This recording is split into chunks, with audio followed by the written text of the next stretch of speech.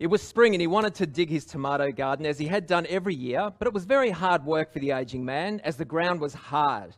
His only son, Vincent, who used to help him, was currently in prison. The old man wrote a letter to his son and described his predicament.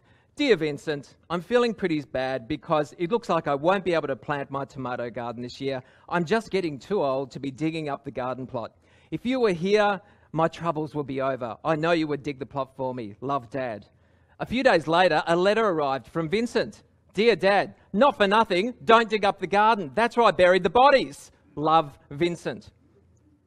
At 4 a.m. the next morning, FBI agents and local police arrived at the old man's house and dug up the entire area. However, they didn't find any bodies, so they apologised to the old man and they left.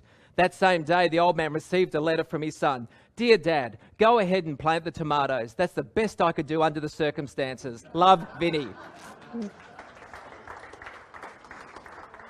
Don't you love solution-orientated people? Just get the job done. So how many of you consider yourselves artistic? A few of you? Do you know, you are entrepreneurs, you are business people, and creating a business is one of the most creative, artistic ventures that you can do. Because you start with a blank sheet of paper and courage, and usually a debt, and you create something out of nothing. That's an amazing thing.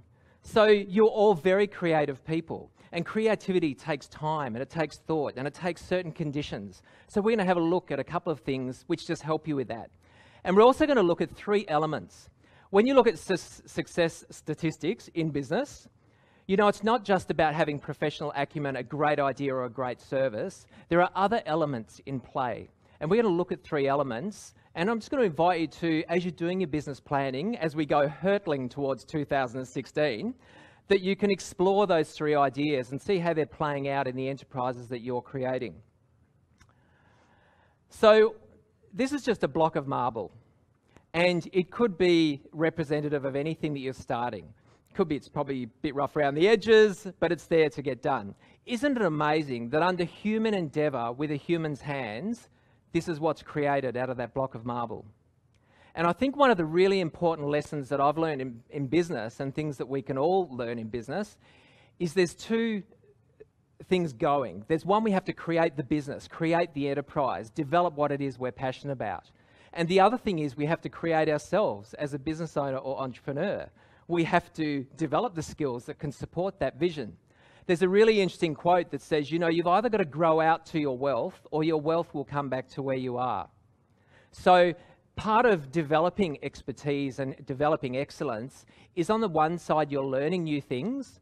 And I think more importantly and more difficult, you've got to work out what to chip away. And it's very interesting what Christine said, because I find the opposite of peak performance is distraction.